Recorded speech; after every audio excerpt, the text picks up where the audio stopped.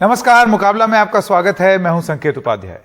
ये पूरा महीना त्योहारों का महीना है, एक के बाद एक त्योहार हैं। अभी नवरात्र खत्म हुई, लेकिन बीते हफ्ते जब नवरात्र एक खुशी का पर्व की तरह उसको मनाया जाता था, मनाया गया भी, वहां पर कुछ जगहों से ऐसी घटनाएं भी सामने आईं जिसमें गरबा पर हिंसा, गरबा पर पथराव, गरबा में यह तय करना कि कौन आएगा कौन नहीं आएगा, और उसके बाद लोग खुद ही पुलिस बन गए और लोगों को मारने पीटने लगे।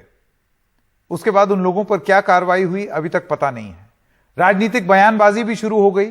हमने देखा कि तमाम ऐसे बड़े नेता जो कि रसूख रखते हैं, उनके बयान आने शुरू हो गए कि हिंदुओं के अलावा कोई और त्योहार ना मनाए, या गरबा में ना आए, या नवरात्र ना मनाए। और यह तब जब देश के विदेश मंत्री 50 देशों के एम्बेसडर को लेकर के इन्हीं गरबा पंडालों में गए। अब भाई, वो जो 50 देश के एम्बेसडर हैं वो हिंदू तो है नहीं, तो ये कैसे, ये लॉजिक क्या है, समझ में नहीं आता है। इसके अलावा हमने नफरत का एक और दौर देखा जब गरबा पंडालों पर पत्थरबाजी हुई। इसका भी राजनीतिकरण हुआ। इसमें भी कुछ लोगों ने लाभ लेने की कोशिश की और उन लोगों के बीच बचाव में आए जिन्होंने पत्थर चलाए। लेकिन इस पत्थर चलने के बाद पुलिस ने खेड़ा में, गुजरात में, यह साबित करने की कोशिश की लोगों को कि हम अभी भी काबू में हैं, कंट्रोल में हैं। उन लोगों को बीच चौराहे सरे राह ला करके, खंबे से पकड़ करके, और उसके बाद डंडे से उनकी पिटाई की, जैसे कि तालिबान में होता है। इन सब चीजों के बीच में एक अच्छा खेलता, हंसता, गाता त्योहार का माहौल नफरत के माहौल में कैसे बदल गया, यह एक बड़ा सवाल है। और उससे भी बड़ा सवाल यह है, जो कि आज हम अपने कार्यक्रम में पूछ रहे हैं, कि इससे जुड़ी हुई जो राजनीति हो रही है उसमें फायदा किसका है। त्योहारों में नफरत तो आ गई, ये किसी से छुपी नहीं है, हम देख रहे हैं, लेकिन राजनीति में फायदा किसका है। और आपको यह भी बता दूं कि एक तरफा नफरत नहीं है, दोनों तरफ से हो रही है। बयानबाजियां दोनों तरफ से राजनीतिक दल कर रहे हैं, जिनका यह कहना है कि वो उस समुदाय का प्रतिनिधित्व करते हैं, चाहे हिंदू हो या मुसलमान। मैं स्वागत करना चाहता हूं हमारे मेहमानों का। तहसीन पूनावाला, राजनीतिक विश्लेषक; विवेक कुमार श्रीवास्तव, नेता बीजेपी; प्रोफेसर गीता भट्ट, आप भी राजनीतिक विश्लेषक हैं; और मुजीबुर रहमान, एडवोकेट हैं सुप्रीम कोर्ट के और चेयरमैन हैं लॉयर्स इन एक्शन। आप सब लोगों का बहुत बहुत धन्यवाद हमारे साथ जुड़ने के लिए। शो के फॉर्मेट के बारे में मैं आप लोगों को अवगत करा दूं। 1 मिनट का समय मिलता है अपना शुरुआती वक्तव्य रखने के लिए। तहसीन पूनावाला, आपसे शुरू करते हैं, आपका समय शुरू होता है अब। संकेत जी, सिर्फ डांडिया या गरबा नहीं, जितने भी हमारे त्योहार है, इस देश की एक सांस्कृतिक परंपरा रही है कि हम सब मिलकर इसे बनाते हैं। लेकिन इस वक्त, और मैं बड़ी जिम्मेदारी से कह रहा हूं, भाजपा और उनके समर्थक इसलिए हमारे बीच में नफरत फैला रहे क्योंकि वो देश इकोनॉमिकली प्रोग्रेस नहीं कर रहा। आज ही हम देख रहे हैं कि डॉलर के मुकाबले रुपया किस तरह से गिर रहा है, अनएम्प्लॉयमेंट चरम पर है, और पहली बार 45 वर्षों में हमारी इकोनॉमी कॉन्ट्रैक्ट हो रही है। ये नहीं चाहते कि देश इन मुद्दों पर चर्चा हो, इसलिए हिंदू मुसलमान का जहर फैला रहे। मैं एक और चीज कहते अपनी बात समाप्त करूंगा क्योंकि समय छोटा है। इस वक्त हमारे देश को प्रिपेयर करना चाहिए अंग्रेजी सीखने के लिए, 3rd जनरेशन वेब पे आने के लिए। सीखना चाहिए कि हम ब्लॉकचेन का इस्तेमाल कैसे करेंगे और हम नई इकोनॉमिक अपॉर्चुनिटीज कैसे बनाएंगे। इसे छोड़कर हम उन विवादों पे लड़ रहे हैं जो प्राचीन विवाद है, उसे हम मोबाइल पे कैप्चर कर रहे हैं, और पुलिस भी एक विजिलेंटे स्टेट बन गया है ताकि रूल ऑफ लॉ खत्म हो जाए हमारे देश में। लेकिन एक चीज से मैं अपनी बात समाप्त करूंगा, जिन मुल्कों में रूल ऑफ लॉ नहीं रहता वहां पर निवेश कभी नहीं आएगा, कभी नहीं आएगा, कभी नहीं आएगा। तो हमको इकोनॉमिक जस्टिस नहीं मिलेगी अगर सोशल जस्टिस ना हो। समाज में अगर स्थिरता नहीं होगी तो वित्तीय रूप से, आर्थिक रूप से समानता और प्रगति नहीं होगी, ऐसा कहना है तहसीन पूनावाला का। विवेक कुमार श्रीवास्तव जी, आपका शुरुआती वक्तव्य के लिए 1 मिनट। देखिए संकेत जी, ये तो सत्य है कि समाज में स्थिरता जब होगी तभी आर्थिक स्थिति लोगों की स्थिर होगी। मुझे इस बात से ऐतराज नहीं है। विषय यह है कि गरबा पंडालों में दूसरे धर्म के लोग जाते क्यों, और जाते तो भेष बदल के क्यों जाते। अपनी मस्जिद में तो अगर दूसरे पंथ का आदमी नमाज पढ़ने हुए आ जाएगा तो ही पूरी मस्जिद धुलवाएंगे। जब हमारा समाज इनके लव जिहाद से पीड़ित है, ऐसी स्थितियां तमाम जगहों पर आ रही हैं, प्रदेश सरकारें मजबूर होकर के लव जिहाद के अगेंस्ट कानून लेके आ रही है। ऐसे में अगर किसी वर्ग विशेष के लोग इस तरह के धार्मिक आयोजनों में भेष बदल के जाते ये चिंता का विषय है। ऐसे में अगर उस धर्म की संप्रदाय के लोग इनके ऊपर कोई कार्रवाई करते हैं तो इस पर कोई हाय तौबा करने की आवश्यकता नहीं। समाज के अपने लोगों को, जो उनके रहनुमा, उनकी भी जिम्मेदारी कि अपने लोगों को समझाएं कि आप ऐसी हरकत करते क्यों है जिससे इस तरह की क्लैश की नौबत आए। और ये दोनों लोगों की जिम्मेदारी है। जितनी जिम्मेदारी हम पर है कि हम ऐसे लोगों को चिन्हित करके बाहर करें, उसी तरह की जिम्मेदारी कोई धर्म के लोग उनको रोके ऐसी किसी घटना जी ना हो। जी समय खत्म हो गया। इस पर विस्तार से आगे बात करेंगे क्योंकि एक विषय आपने बड़ा महत्वपूर्ण उठाया है कि उनकी जरूरत ही क्यों है, वो वहां आते ही क्यों हैं। इस पर भी हम आगे चर्चा करेंगे। प्रोफेसर गीता भट्ट, आपका 1 मिनट। जी संकेत जी, देखिए जो अगर हम भारतीय संस्कृति देखें उसमें जो सामाजिक समरसता है ये तो हमें विरासत में मिली है। और है कि जब भी हम भारतीय त्योहारों की बात करते हैं उनमें मिलन भाव और सौहार्द हमेशा रहता है।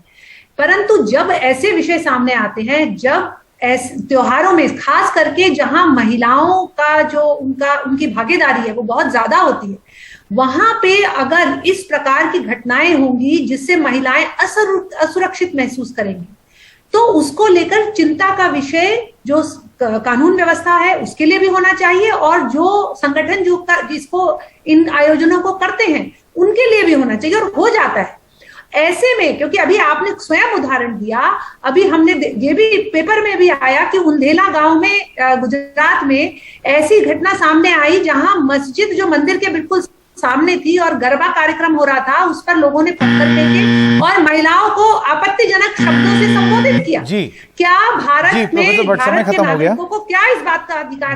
बिल्कुल आगे इस पर चर्चा करेंगे।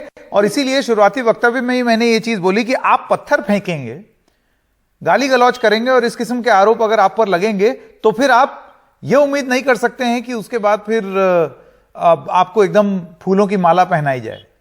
लेकिन हां, ये उम्मीद जरूर कर सकते हैं कि न्यायिक प्रक्रिया जो है उसका पालन हो और लोगों को न्याय मिले। फिर न्याय इस तरीके से भी नहीं दिया जा सकता कि आप उनको बीच चौराहे लाएं और उसके बाद जैसे तालिबान में होता है उस तरीके से आप डंडों से उनको मारें, फ्लॉगिंग जिसको कहते हैं। शुरुआती वक्तव्य के लिए अब मुजीबुर रहमान के पास आना चाहूंगा। जी, आपका 1 मिनट। जी, अभी जो दोनों प्रवक्ता ने बात की अपनी, तो दोनों का ही मंशा यह था कि देश में जंगल राज बनाया जाए। मतलब कोई आदमी अगर गलती करता है, सपोज कीजिए गलती करता है, तो उसको जो लोग हैं वो सजा दें। उसको इन्होंने बड़ी ही एडवोकेटी केसी की उस बात की कि हाँ भी ऐसा ही होना चाहिए। अगर कोई पर्सन मुसलमान एक हिंदू के त्योहार में जा रहा है, क्या वो एक घटना है? क्या एक निंदनीय कार्य है? अगर उसने पत्थर फेंका किसी ने, वो कार्य तो है, तो आप उसके लिए पुलिस कंप्लेंट करिए, लॉ एंड ऑर्डर जो है अपना काम करेगा। लेकिन त्योहार में जाना कि सिर्फ वहां हिंदू औरतें हैं इसलिए कोई मुसलमान एंट्री नहीं कर सकता, तो क्या हिंदू औरतें इतनी वल्नरेबल हैं? आप क्या समाज को मैसेज दे रहे हैं? अपनी लेडीज के बारे में आप क्या सोच रहे हैं? रूल ऑफ लॉ की बात करिए। जिसने क्राइम अगर किया है तो आप उसकी कंप्लेंट करिए। अभी खरगोन के अंदर मुसलमानों के ऊपर 11 लोगों के ऊपर FIR हो गई, लेकिन जिन लोगों के घर जलाया गया हिंदू मॉब ने, उनकी FIR नहीं हो पाई अभी तक। वो बार बार चक्कर काट रहे हैं कि भाई हमारी FIR करो हिंदू पक्ष के खिलाफ, कोई FIR नहीं है। जी, न्याय की प्रक्रिया जो है वो सबके लिए समान हो, ऐसी बात कही मुजीबुर रहमान ने। एक छोटे से ब्रेक के लिए रुकते हैं। ब्रेक के बाद जब आएंगे तो इस चर्चा को आगे बढ़ाएंगे और सवाल वही रहेगा कि त्योहारों में ये जो नफरत का माहौल है, और मैं फिर दोहरा दूं, पत्थर मारना गरबा पंडाल में ये कोई मोहब्बत की जबान नहीं है, ये भी नफरत है। ठीक वैसी ही नफरत है जब आप किसी को भी उठा करके मारने लगें, खुद पुलिस बन जाएं और उसके बाद फिर आप मस्जिदों में घुस जाएं, वहां पर पूजा करने की कोशिश करें।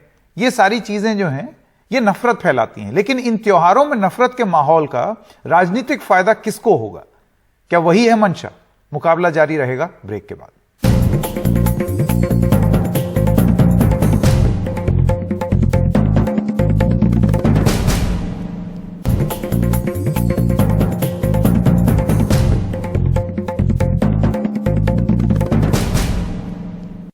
ब्रेक के बाद आपका स्वागत है। मैं अब विवेक कुमार श्रीवास्तव आपके पास आना चाहता हूं। आपसे थोड़ी देर पहले आपने ये कहा था कि वो आते ही क्यों हैं, वो गरबा पंडाल में आते ही क्यों हैं।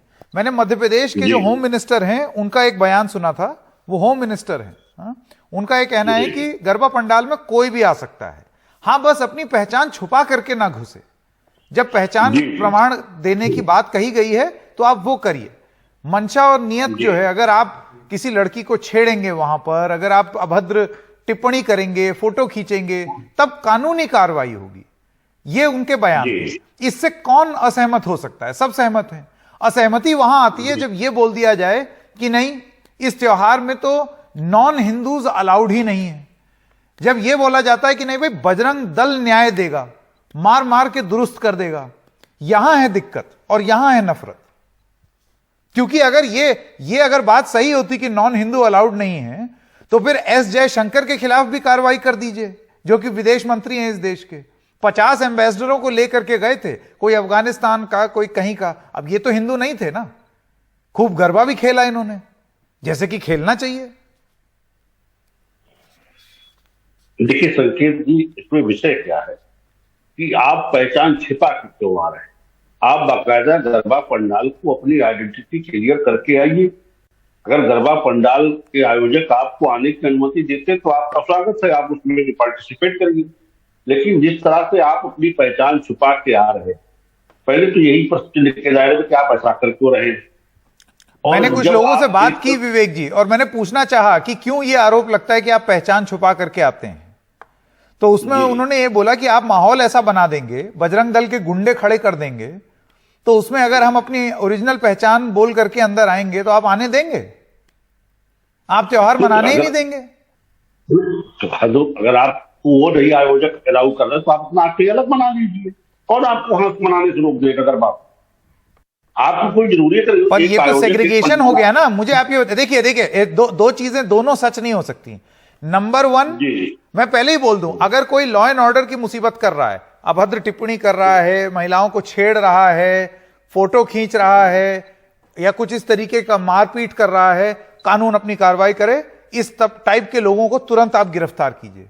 लेकिन सिर्फ यह मन में तय कर लेना कि कोई मुसलमान होगा तो गरबा पंडाल के अंदर भी नहीं घुस सकता, और अगर वो ऐसा डर आप पैदा कर दें कि उसके बाद वो अगर अंदर आना चाहे और बाद में आपको ये हो कि वो आइडेंटिटी छुपा रहा है, फिर आप उसको मार दें, तो ये डर तो कंफर्म हो गया ना। बजरंग दल कौन सी संस्था है न्याय देने की, बताइए?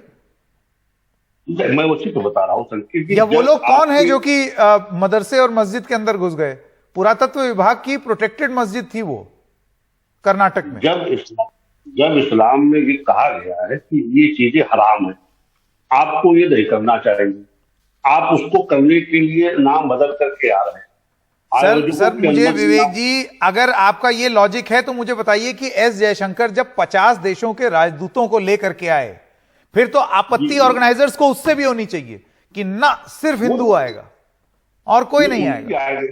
क्योंकि बचपन से हमने नवरात्र में और गरबा में यह नहीं सुना कि मजहबी आधार पर यह मनाया जाएगा। सब लोग आते हैं, सब मनाते हैं। पहचान छुपा के आने की आवश्यकता नहीं है ना। आप आयोजक से बात करिए, आपका स्वागत है। हाँ। अगर आप आयोजक से अपनी पहचान छिपा के आते हैं तो ये विषय संदेह के दायरे में आता है, उस पर आपके ऊपर तो कार्रवाई आयोजक करेंगे। अब बजरंग दल के अगर वहां कार्यकर्ता है तो उनकी जिम्मेदारी को ऐसी चीजों को देखें। प्रोटेक्ट नहीं कर रहे थे, वो गुंडे बन गए थे, मारपीट कर रहे थे, लाठी डंडे से अटैक कर रहे थे। अंकित जी की रिपोर्ट है, उन्होंने लाठी डंडे से अटैक किया, लेकिन जब विषय ये है पहचान छिपा के लोग आए तो ऐसा क्यों किया लोगों ने?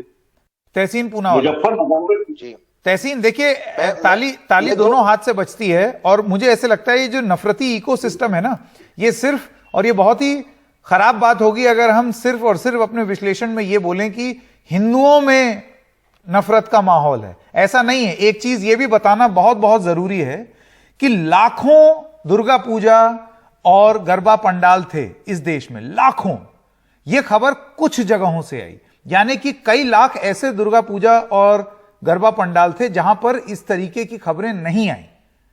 यानी कि हिंदुओं ने आपसी भाईचारे के साथ त्योहार मनाया। यह बात भी बताना जरूरी है। लेकिन एक नफरती इकोसिस्टम दूसरी तरफ भी है।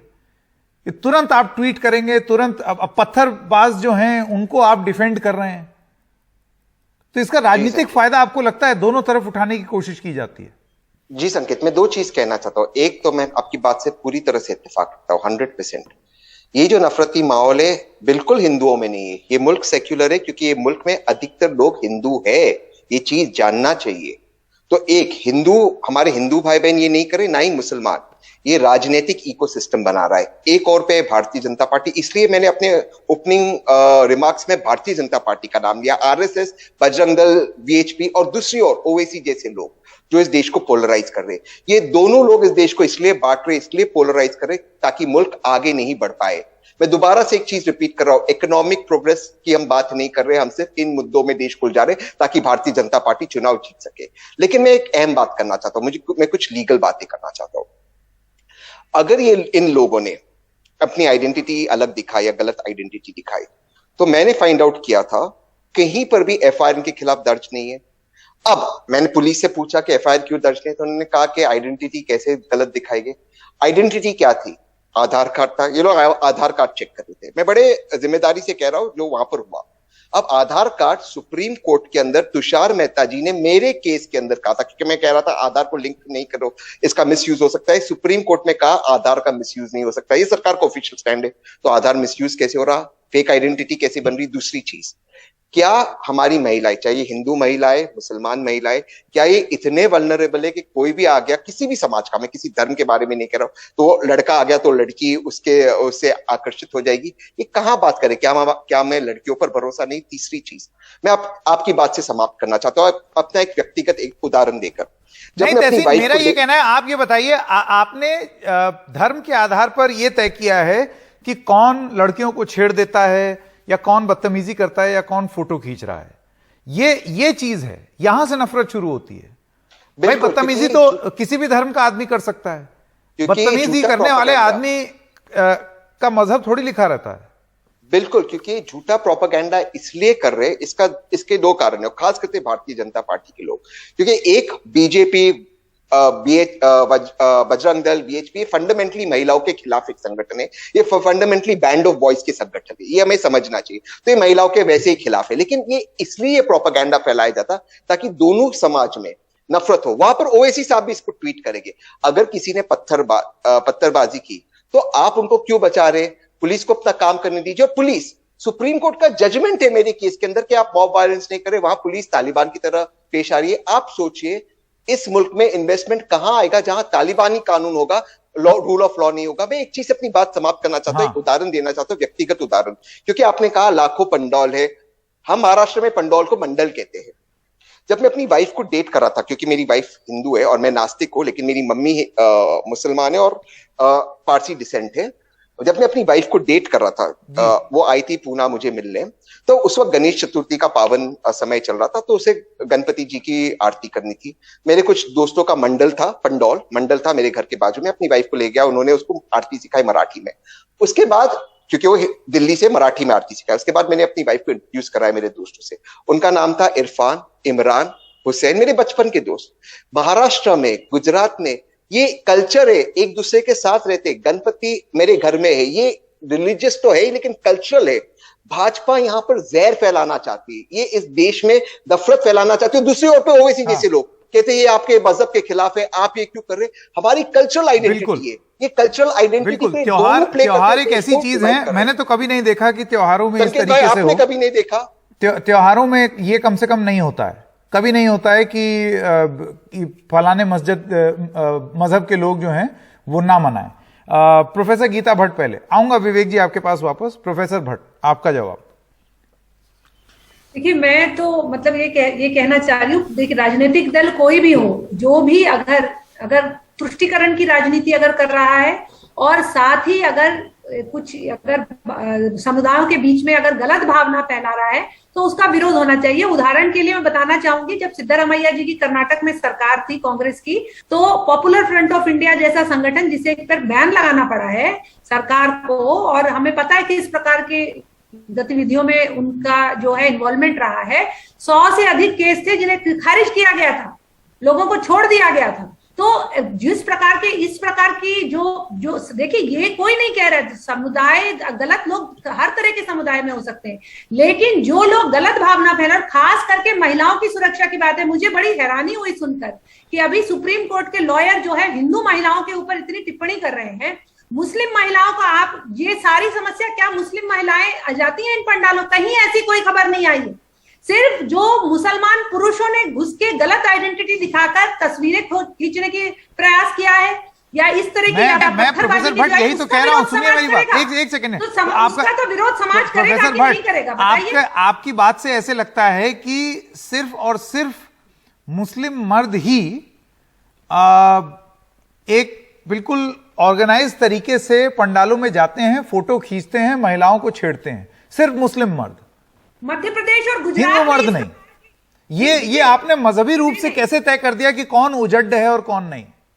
संकेत जी, कोई भी पुरुष अगर इस प्रकार का उसका बिहेवियर होता है, उसके खिलाफ जो है कार्रवाई होनी चाहिए। बिल्कुल कार्रवाई होनी चाहिए, लेकिन वो कार्रवाई पुलिस करे, बजरंग दल के लोग नहीं। कानून व्यवस्था किसी को हाथ में लेने का अधिकार नहीं है, लेकिन मेरा मध्य इतना ही प्रदेश और प्रश्न, गुजरात में ऐसे वारदातें हुई हैं, अगर कोई आप मुस्लिम समुदायों के लोगों ने घुसकर इस तरह की हरकतें करी है, और उसकी रिपोर्ट हुई है, इसकी FIR हुई है, इसीलिए ये बात सामने आई। अगर नहीं होता तो ये बात सामने भी नहीं आती। दो चीजें हैं मुजीबुर रहमान, एक तो ये है कि देश भर में दो चीजें, एक तो ये है कि कुछ लोग पकड़े गए और वो एक समुदाय विशेष से आए, मुसलमान हुए, चलिए मान लीजिए, ठीक है, तो आप पुलिस उसकी कार्रवाई करे। बजरंग दल कहां से आ जाती है कार्रवाई करने के लिए? और दूसरी चीज, क्या हम ये कहना चाह रहे हैं मुजीबुर रहमान कि वो हर आदमी जो कि इन पंडालों में फोटो खींच रहा है या छेड़ रहा है वो मुस्लिम समुदाय का ही है? ऐसा लगता है कि एक नैरेटिव इस तरीके का बनाने की कोशिश है कि हर वो आदमी जो कि इन पंडालों में भेष बदल करके घुस रहा है उसका मकसद यही है, या सिर्फ मुसलमानों का मकसद यही है, औरतों को छेड़ना।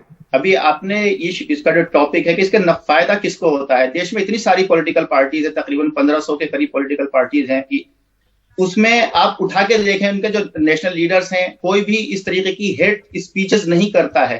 लेकिन सिर्फ और सिर्फ जो भी राइट विंग यानी कि सीधा सीधा बीजेपी से जुड़े हुए संगठन हैं, वो ही जाकर के नेशनल टेलीविजन के ऊपर भी, पब्लिक के अंदर भी ऐसी स्पीचेस करते हैं कि अगर किसी और जहां लॉ एंड ऑर्डर होता उस कंट्री के अंदर तो जेल में डाले जा चुके होते ये लोग। अब रही बात यहाँ पर कि कहते हैं कि मुसलमान ही कर रहे हैं आगे, तो क्या जो हिंदू हैं, जो हिंदू लड़के हैं, क्या वो जो है पंडाल में आके गलत हरकत नहीं कर सकते? तो आपने उनको क्यों नहीं रोक रही हैं? आप लड़कियों का पंडाल बनाइए ना फिर, या तो आप कार्यवाही करें उसके ऊपर जो गलत काम कर रहा है, लेकिन आप ये कहें कि ये आएगा तो गलत काम करेगा ही करेगा, और एक लेवल लगा देना कि ये करेगा ही, जब आपके पास कुछ नहीं होता कहने के लिए तो आप कहते थे ये छेड़ रहा था। आपके पंडाल में CCTV कैमराज होते हैं लगे हुए, आपको लगता है मुजीबुर रहमान जी की एक कल्चरल सेग्रीगेशन की बात हो रही है यहाँ पर? अभी थोड़ी देर पहले किसी ने इस बात का भी उल्लेख किया कि आप तो मस्जिदों में घुसने नहीं देंगे किसी और धर्म के लोगों को। आइए ना, नहीं बिल्कुल आइए मस्जिद में, आप जिस दिन आना चाहें आइए, मैं आपको कुरान दूंगा, कौन से लैंग्वेज में आप पढ़ना चाहते हैं मैं वो भी दूंगा, हिंदी, उर्दू, गुजराती, मराठी, उस लैंग्वेज में दूंगा, आप रोज आइए, हमारी मस्जिदें सबके लिए ओपन है। दो चीजें हैं, एक तो है कि एक्सट्रीमिस्ट लोग, विवेक कुमार श्रीवास्तव जी, एक्सट्रीमिस्ट लोग जो होते हैं ना, जिनको फ्रिंज ग्रुप कहा जाता है, अब तो समझ में नहीं आता फ्रिंज कौन है और मेन कौन है, लेकिन फ्रिंज हमेशा इस तरीके की पोजीशन लेता है एक्सट्रीम, कि उनका धर्म बनाम मेरा धर्म, उनकी ये नीति, उन्होंने ऐसा किया तो मैं भी ऐसे करूंगा।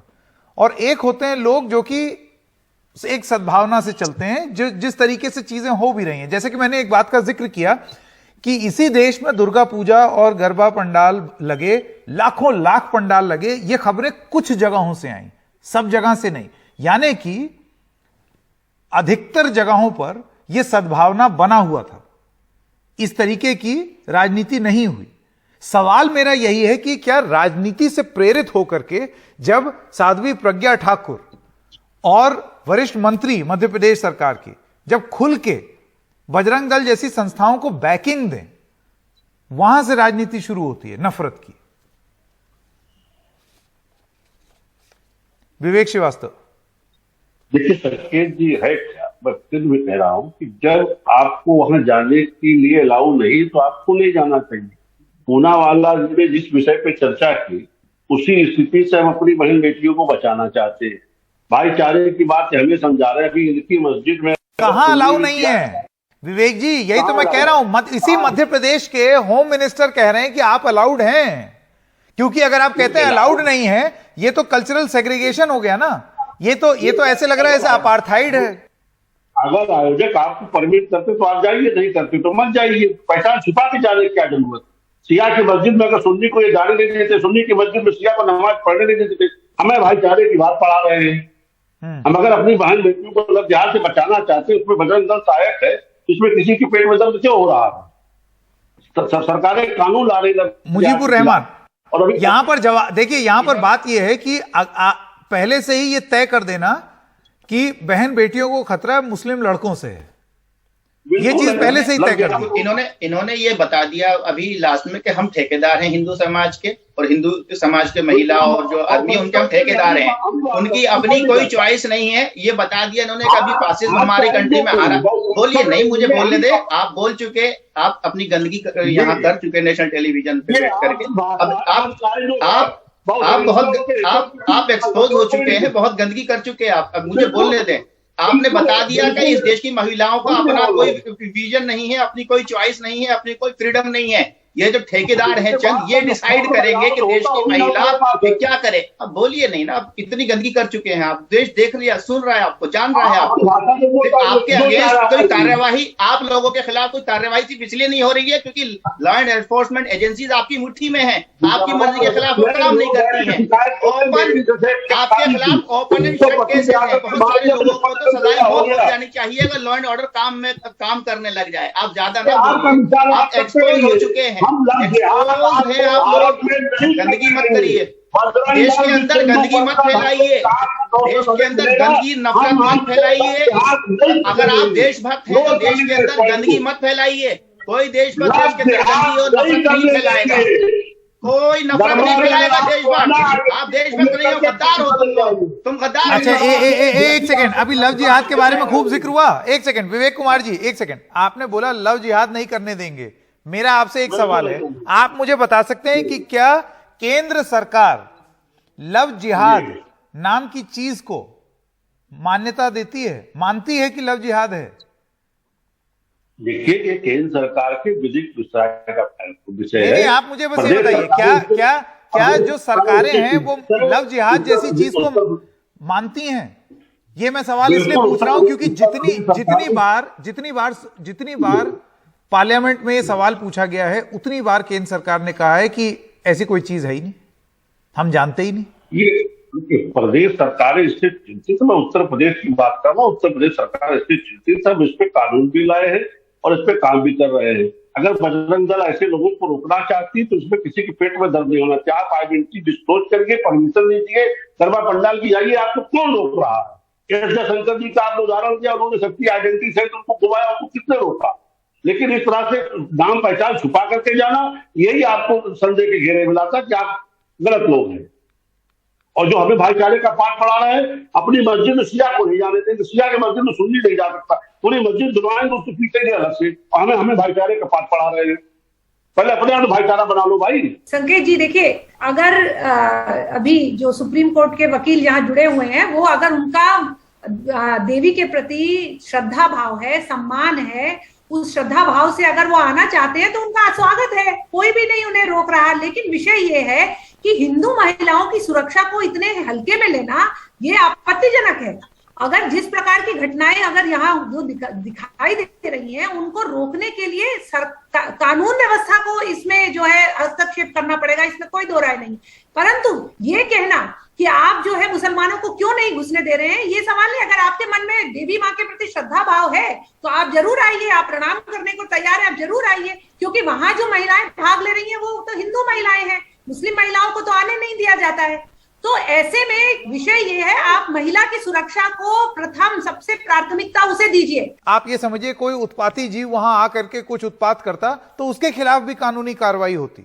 अगर गरबा पंडाल में ऐसा किया होता, वे मुसलमान हैं, उनके खिलाफ भी कार्रवाई होनी चाहिए, लेकिन कानून कार्रवाई करे।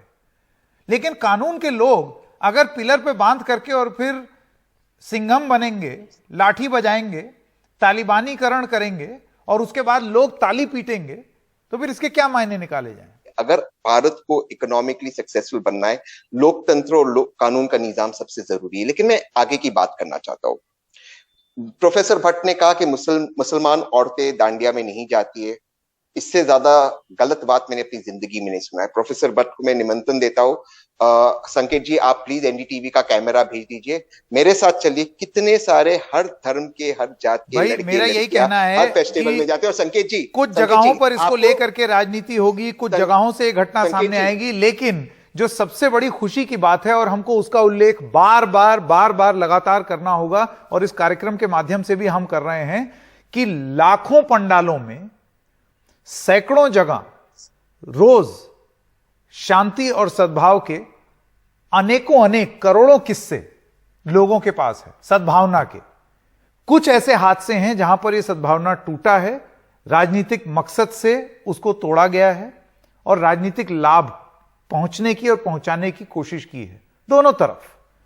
लेकिन देश ने, मैं बार बार यही दोहरा रहा हूं, बहुत बहुत धन्यवाद आप सब लोगों का, कि इन लाखों पंडालों में कुछ जगह नफरत के बीज बोए गए। लाखों पंडाल ऐसे भी थे जहां पर कुछ नहीं हुआ, और देश की सद्भावना अभी भी बनी हुई है। मुकाबला जारी रहेगा ब्रेक के बाद।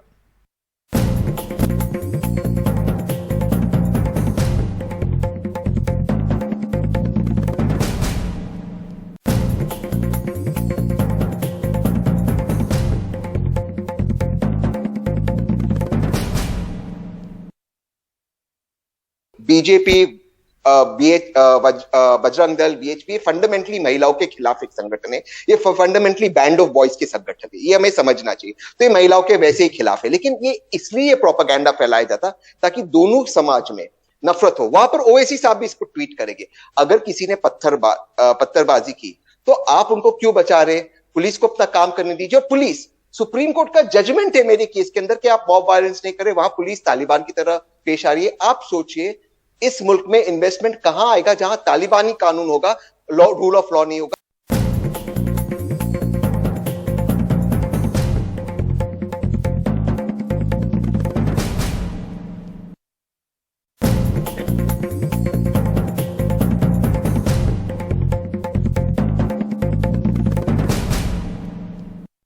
पहचान छिपा के क्यों आ रहा है?